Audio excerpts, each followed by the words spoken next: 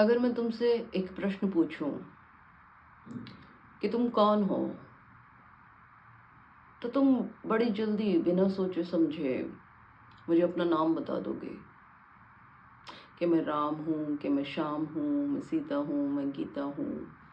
बस। फिर मैं कहूँ और तो अपने पिता का नाम बता दोगे, मैं कहूँ और तो अपनी माता का नाम बता दोगे, और अपने गांव का, अपने शहर का नाम बता दोगे, और अपनी नौकरी बता दोगे, अपने रिश्तेदारों के बारे में बता दोगे। मैं और कहती चली जाऊंगी, और तुम्हारे पास जितने भी संबोधन हैं वो सब तुम मुझे गिनवा दोगे। फिर मैं अगर कहूँ कि नहीं, ये सब तुम नहीं हो, फिर तुम थोड़ा सोचोगे कि फिर मैं तो ये सब हूँ। मैं यही सब हूँ, पर ये सब तुम्हारे आसपास की दुनिया है। अभी तुम कहाँ है इसमें? ये सब तुम्हारे आसपास है, तुम कहाँ हो इसमें? तुम कहोगे मैं शरीर हूँ, फिर मैं कहूँगी शरीर तो तुम बचपन में भी थे। जब बिल्कुल पैदा हुए थे तब भी थे। वैसे तो नहीं रहे तुम, वो शरीर तो बदल गया, पर तुम तो हो। तुम तो हो ना, तुम तो तब भी थे, तुम फिर बड़े हुए तब भी हो, तुम अब भी हो, कल बूढ़े हो जाओगे फिर तब भी होगे। तो ये शरीर तो बदलता जा रहा है, फिर तुम कैसे हो सकते हो ये? और ये शरीर तो मर भी जाएगा, तो फिर तुम कहोगे कि नहीं, मैं भी मर जाऊंगा। ठीक है, ठीक बात है। लेकिन फिर मैं अगली एक और प्रश्न तुमसे करूं कि क्या तुम आत्मा को जानते हो?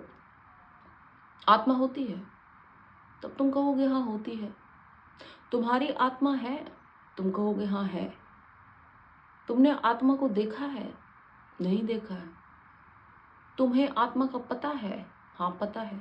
क्या होती है आत्मा? आत्मा हम सबके भीतर है। आत्मा अमर है। शरीर मर जाता है, आत्मा नहीं मरती। यही कहोगे ना? मतलब यही तो किताबी बातें हैं सारी की सारी, जो ठीक बातें हैं, पर जिनके बारे में हमें पता कुछ नहीं है, पर हाँ ये बात है। तो फिर मैं तुमसे पूछूं कि भाई तुम शरीर हो कि तुम आत्मा हो? फिर तुम दुविधा में पड़ जाओगे कि भाई मैं क्या हूँ? अब शरीर तो मर जाएगा पर आत्मा तो रहेगी, पर आत्मा भी मेरी है, और अगर आत्मा रहेगी और शरीर मर जाएगा तो इसका मतलब शरीर तो मैं हूं नहीं, फिर मैं आत्मा हूं, पर ये आत्मा क्या है इसका मुझे कुछ पता नहीं है ना। तो ये जितनी भी चीजें हैं जिनसे तुम अपने आप को संबोधित करते हो, ये सारे तुम्हारे संबंध हैं, ये सब तुम्हारे अहंकार के विस्तार हैं। ये तुम नहीं हो।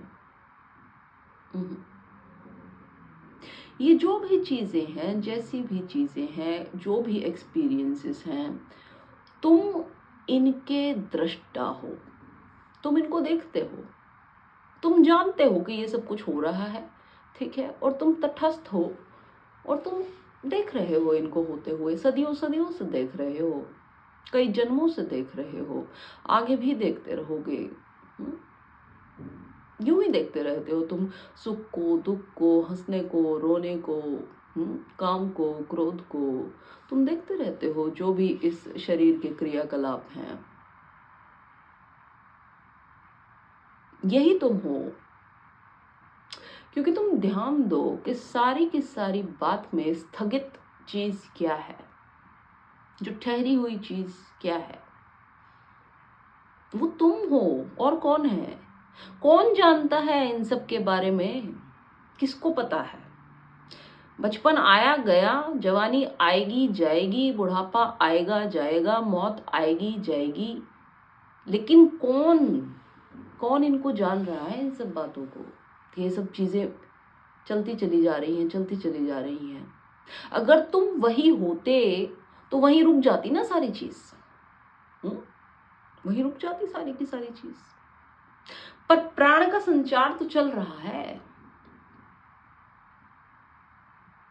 प्राण का संचार चल रहा है। प्राण के संचार की वजह से बदलाव आ रहे हैं। हर चीज की विषय वस्तु बदल रही है। तो तुम कैसे वो हो सकते हो? हर चीज तो बदल रही है तुम्हारे आसपास, तुम तो प्रतिपल बदल रहे हो। तो तुम कैसे कह सकते हो मैं ये हूं, कि मैं वो हूं, कि मैं क्या हूं? नहीं, तुम तो वही हो सकते हो जिसको तुम पकड़ सको कि हाँ भाई ये मैं हूं।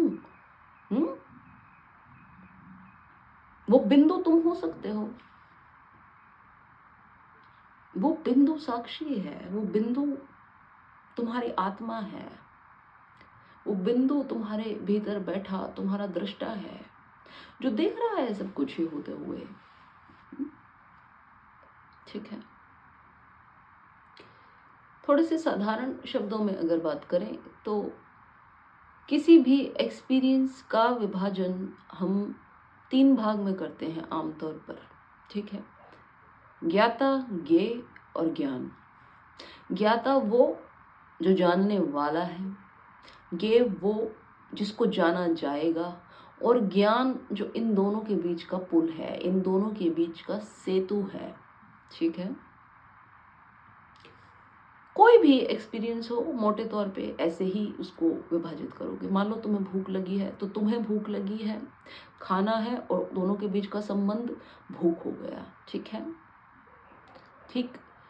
तो ये 3 विभाजन है, लेकिन एक चौथी अवस्था है जो इन तीनों को घटित होते हुए देखती है, जो जानती है कि ये तीनों बातें हो रही हैं। मान लो जैसे तुम्हें भूख लगी, तुमने खाना खाया, तो तुम्हें तृप्ति का अनुभव हुआ। तो तुम कहोगे कि तृप्ति का अनुभव हुआ तो तुम्हें हुआ। ठीक है, तुम्हें कैसे पता चला कि तुम्हें तृप्ति का अनुभव हुआ? भाई मेरी बुद्धि को पता चला कि मुझे तृप्ति का अनुभव हुआ, मेरे ब्रेन को सिग्नल पहुंचा, ऐसा वैसा। ठीक है, लेकिन साक्षी तुम्हारे उस अनुभव को भी देखने वाला है, तुम्हारी उस तृप्ति के अनुभव को भी जो देख रहा है। यानी कि तुम्हारे शरीर से भी परे, तुम्हारी बुद्धि से भी परे, तुम्हारे मन से भी परे, जो इन तीनों को देखने वाला है वो साक्षी है। ठीक है, जैसे तुम कहीं चल रहे हो, एक तो तुम कहो कि मैं चल रहा हूं, और एक तुम कहो कि शरीर चल रहा है और मैं देख रहा हूं। और तुम ऐसा करके देख सकते हो। तुम चलो शरीर से अपने सड़क पे, और अपने भीतर एक केंद्र को रोक दो। और तुम देखोगे उसके इर्द गिर्द शरीर ही चल रहा है, और तुम भीतर थम गए, और तुम बस देख रहे हो उस शरीर को चलते हुए।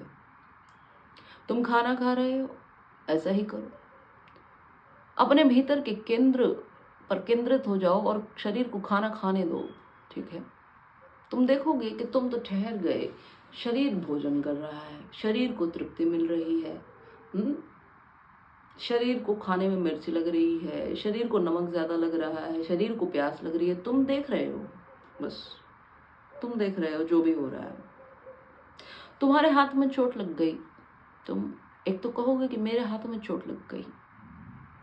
वो तुम्हारा ही अगर एक्सपीरियंस बन जाए, मैंने ये नहीं कहा कि तुम्हें दर्द नहीं होगा, नहीं, शरीर तुमसे जुड़ा है, तुम्हें दर्द होगा।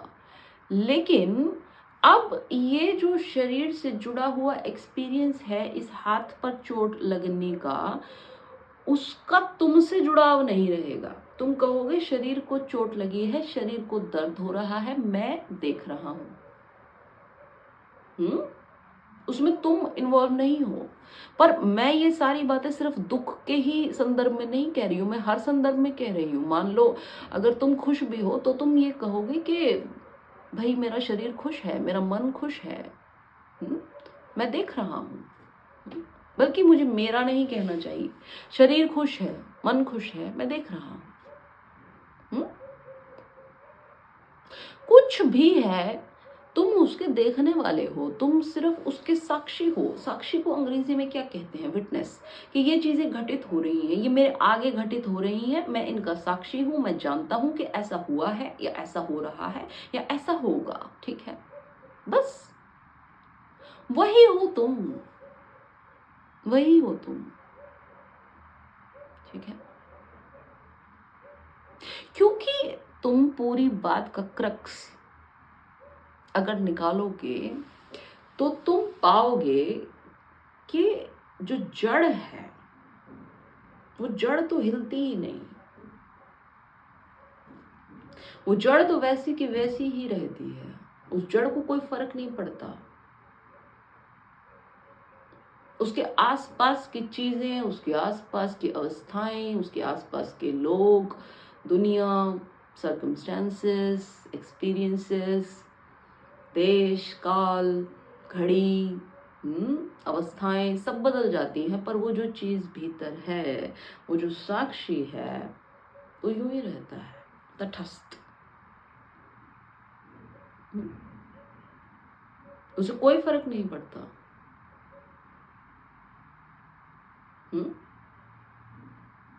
आज एक शरीर है, कल ये शरीर मर जाएगा तो दूसरा शरीर आ जाएगा, वो उसके कृत्यों को भी ऐसे ही देखता रहेगा जैसे तुम्हारे इस शरीर के कृत्यों को देख रहा है। ये साक्षी ही आत्मा है,